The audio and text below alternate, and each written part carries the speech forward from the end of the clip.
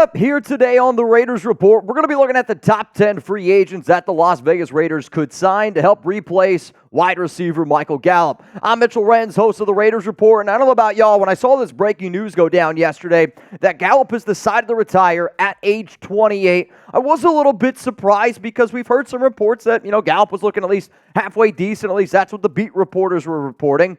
Chuggs and I have been on this show, though, saying for weeks, months, that we were told by a Cowboy source that Gallup was essentially playing on only one leg, and Gallup was continuously a player that we were hinting at, hey, he might not make the 53-man roster. He might not even be healthy to get through training camp. So when you saw the news go down yesterday that Gallup is retiring, because this is a big deal just in terms of the depth at the wide receiver position. We know Devontae Adams is going to get his. We know Jacoby Myers is going to get his. Brock Bowers is going to play slot, a little bit of tight end. But now you're asking Trey Tucker to take that step up. You're asking him to be a little bit bigger part of this offense. And then on top of that, you also signed Jalen Guyton after the NFL draft, a player who they also just put on the PUP list. So it would not surprise me at all if Tom Telesco, Antonio Pierce, they look at this depth and they go, you know what? We need to add a little bit more talent, which is exactly why we're here. But the first question that I want to know, because I didn't ask it last night, and I was kind of kicking myself in the you-know-what, thinking, dang, I should have asked. What was your one-word reaction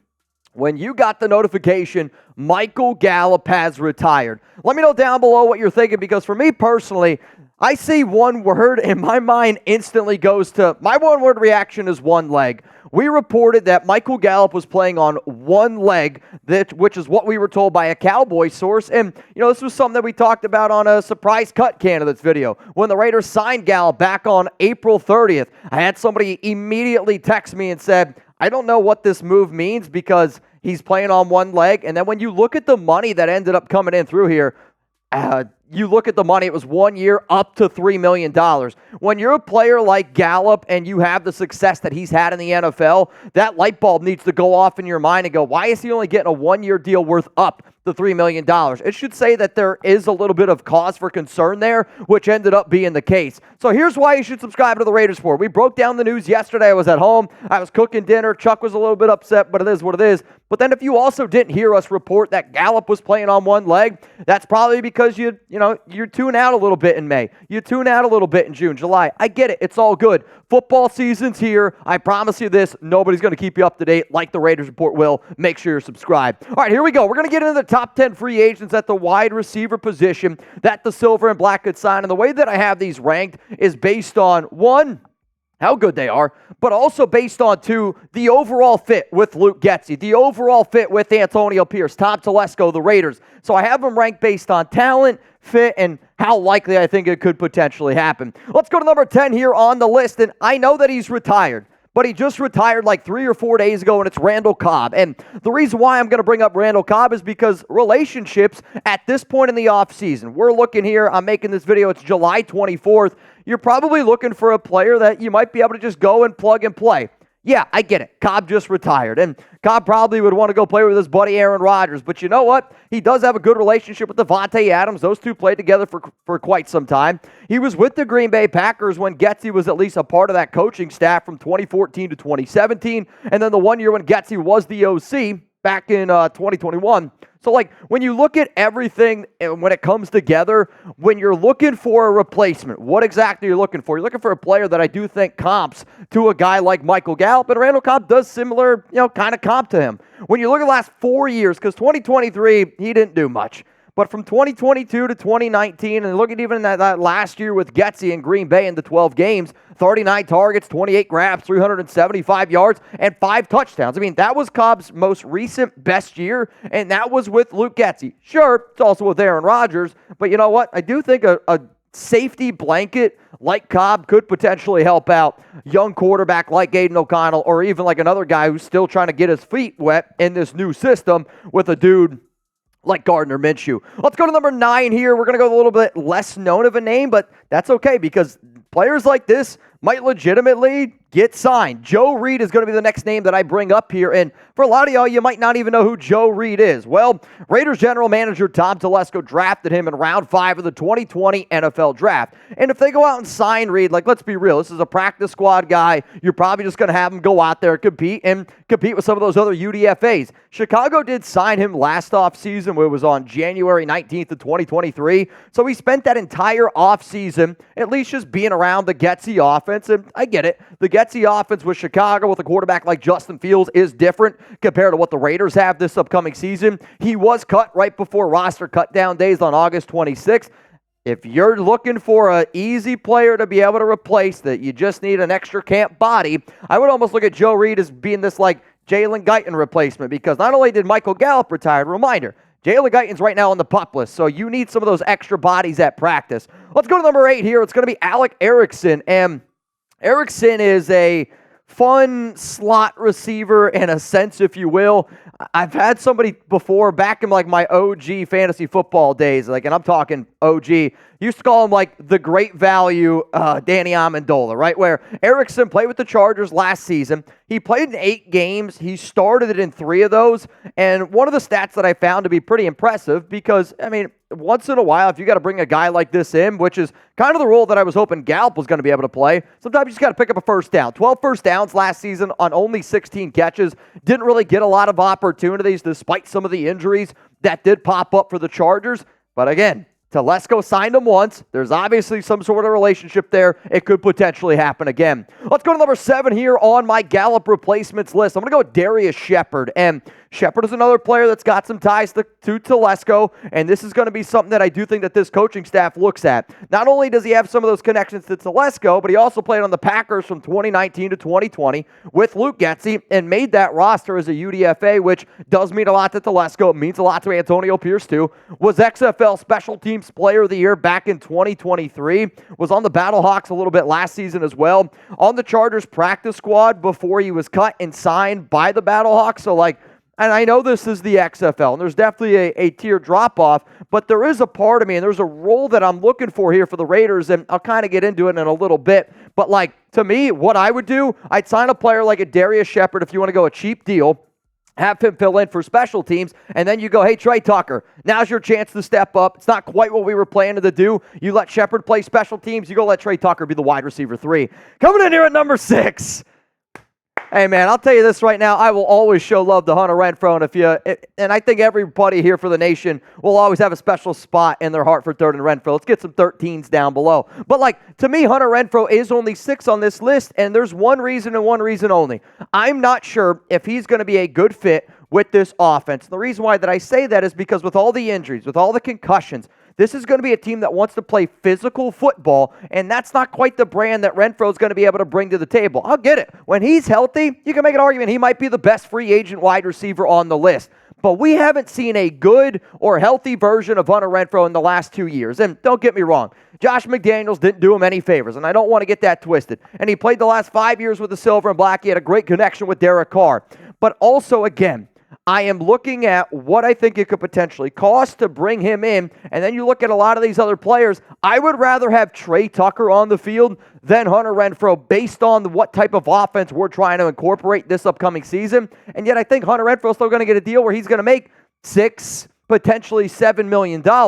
If it was up to me, I'd rather you invest that $6-7 million, go out and get yourself a corner. Renfrow's a special player, and he's got a special place in our hearts. But at the end of the day, he is only number 6 here on this list. Before I get into my top 5, and I can't wait to show y'all who I have at number 2. I think you guys are going to lose your flipping mind, and some of the real ones will know.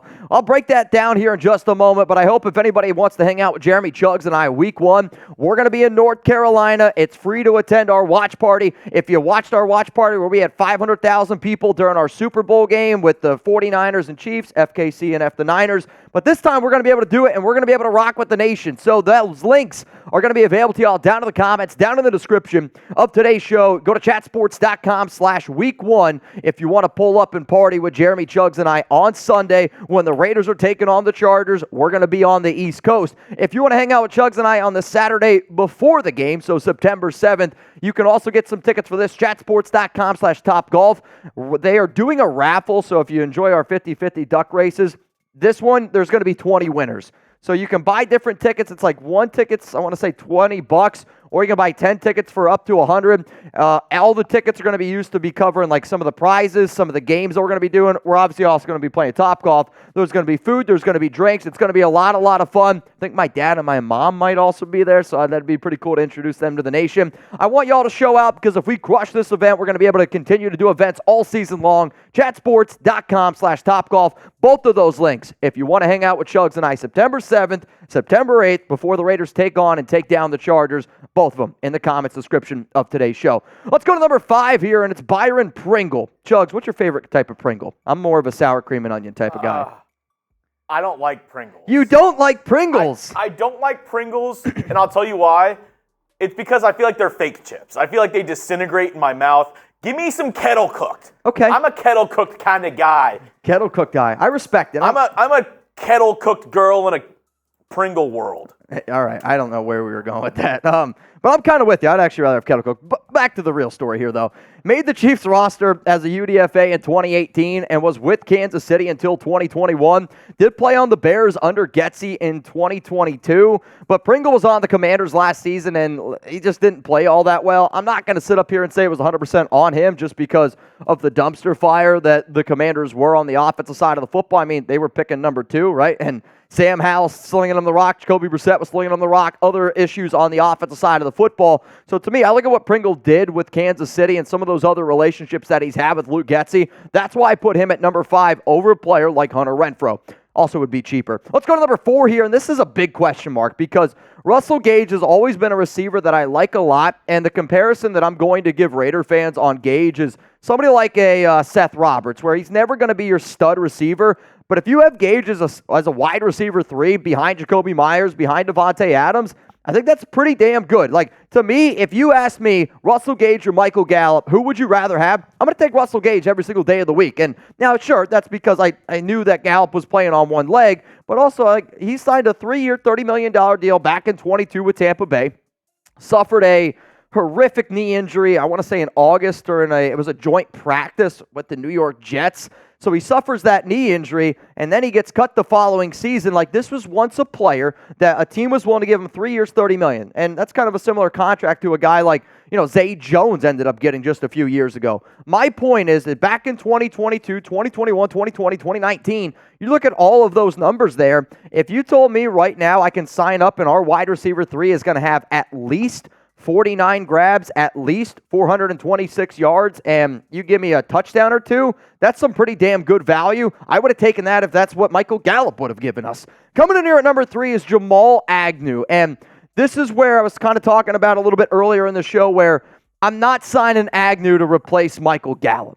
I'm signing Jamal Agnew to say, you're going to focus on kick return, you're going to focus on punt return, and then I'm going to look at Trey Tucker and I go, you know what? Here's your time to shine. You're going to be the wide receiver 3. Because to me, I do think that one of their plans was to have Tucker be somewhat of this gadget player on offense and on special teams. But at the end of the day, if there's not a better player out there that you can find on the free agent market to make your offense better, because realistically, I'm going to tell you all this right now, every single player that I'm about to bring up, all top 10 free agents, if it's up to me, I let Trey Tucker be the wide receiver 3 and you figure out special teams somewhere else. But if the Raiders are really stuck on having a guy like Tucker go out there and play special teams, kick return, punt return, and they want to find another receiver, Agnew's probably not that guy. But from a career standpoint, he's been in the NFL since 2017. He's got 1,280 punt return yards, 4 touchdowns, also 3,112 kick return yards and 2 touchdowns. He's a good athlete. He's bounced around on a few other different teams from time to time. But when you see that type of experience, and think about the way that the kick return rules are, now the new kick return rules, but the way that they've been just the past few seasons, I think Agnew could be a really sneaky player that allows Trey Tucker to be a wide receiver 3 for the silver and black team. Coming up next here, the replacement that, if you told me, Mitch, right now, who's the player that you think that at the wide receiver position the Raiders are going to sign today? I'm just going to put some chips on the table here. I'm going to make a little bit of a bet. I'll tell you who that is, and I think you guys will like the name that I come up with. Also, we're going to be doing a Raiders meetup on August 14th at 9 p.m. It's a little bit late. It's also the day, though, the Raiders are doing that open practice at Allegiant Stadium. The practice, you can show up at 5. You can go to 8. I'll be there with David Zahn, Taino, and Chuggs. But then afterwards, I want y'all to pull up to where I think is the best dinner I've ever had. It's Joel's Chop House inside of Ahern Hotel in Las Vegas. If you want to make a reservation, you need to do it quick because he told me yesterday that they are filling up. So if you're waiting around, you might miss this opportunity. Put in the notes section on Open Table, Raiders Report, and you're going to be able to get a discount. It is limited space. I was told the first 20 people are guaranteed, but then we're going to try to get 30, 40, 50 people in there. I don't know if we're going to be able to fit that many. Like I said, though, we're already filling up. If you need to see the address, that's down below. The link to be able to get to this place on Open Table, I'll also put for you guys in the comments and in the description of today's show. Let's go to number 2 here. Keelan Doss, and I love me some Keelan Doss. This one takes me back to 2019 when I first started doing this whole Raiders Report thing, and Doss is on Hard Knocks, and they're dealing with the whole FAB thing, and he ended up getting cut, and then the Raiders actually brought him back that offseason when they decided to release FAB. But one of the reasons why I have him at number 2 is it's not going to cost a lot of money, and you could say that what you want. Being a Raider fan does matter to Antonio Pierce, and for a guy who grew up near the Oakland area, grew up rooting for the silver and black, this is a reason why, it could be like that little bit of a cherry on top, why you could potentially bring him in. He spent time with Oakland in 2019 and 2020, but then he was also on the Chargers the past 2 seasons. So you got the connection there with him being a Raider fan, which fires AP up, but then you also have the connection there with Tom Telesco and him being a part of that team the past 2 seasons. So, it's a cheap deal, and if you were to ask me, Mitch, who is the most likely receiver that the Raiders could bring in for a practice tryout because Jalen Guyton's banged up right now and Michael Gallup retired, my answer is going to be Keelan Doss. But you know what? To me, there is one wide receiver if you are legitimately trying to replace Michael Gallup. If you are legitimately trying to find that wide receiver 3 on the open market, his name is Michael Thomas, and it's a big name, and I get it. Michael Thomas has dealt with tons and tons of injuries, no doubt about it. 10 games last season, started in 7, was still able to put up at least halfway decent numbers. But if you want that best-suited job, and he's not the player that he once was. He's not going to be somebody that goes out there, gets 100 grabs. If you told me right now I could get Michael Thomas for exactly what he did last season with the New Orleans Saints, I'll sign up for it, right? Because he's also a little bit bigger. I think he could still play a little bit brand of a physical type football.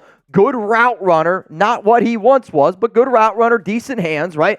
And he's going to be able to be a solid safety blanket for Aiden, for Gardner Minshew, whoever that is. And when you look at some of these numbers just over the past few seasons, I get it. 2021 didn't play. Really banged up in 2020, and you see 2019, 149. That ain't happening. But I'll tell you this right now. If you give me 39 catches, 448 yards, and let's say a touchdown or 2 from Michael Thomas, that's what this Raiders team, I think, was hoping what they could have gotten from Michael Gallup. I'm not going to pay Thomas anything more than $5 million a year, and if he wants a contract bigger than that, then he can go somewhere else. But to me, if Thomas is trying to find a spot on a team that he could see some targets, and I'm saying maybe 60 targets this year, then I think he should at least consider the silver and black. So those are my top 10 Michael Gallup replacements. If you made it this far in the video, please let me know down below if there's a name that I forgot, because I bet you there is a name that I forgot. I'll also I am getting ready to go on my bachelor party, literally my flight's tomorrow. So if any breaking news happens, Chuggs will got you covered. I was thinking about doing a video around maybe some potential players the Raiders could trade for. I don't see anything crazy like Brandon Ayuk or anything like that happening, but who knows? Maybe the Raiders could potentially trade for a receiver. If they did trade for one, the name that I'll throw out there is Allen Lazard, because he is buried a little bit on that Jets depth chart. And he does have some connections, at least with Luke Getsy. So one more time here are the top 10 Michael Gallup replacements. If you want to take a screenshot of this list, if you want to post it on social media, all I ask is that you tag me. You can tag Chuggs. That way we can also share it. These were, once again, ranked based on fit, based on talent, based on how likely it would happen, and based on how much money it would cost. Hopefully you enjoyed it. Michael, enjoy your retirement, man. But now it's time for the Las Vegas Raiders to focus. And again, I would rather just have Trey Tucker be the wide receiver 3.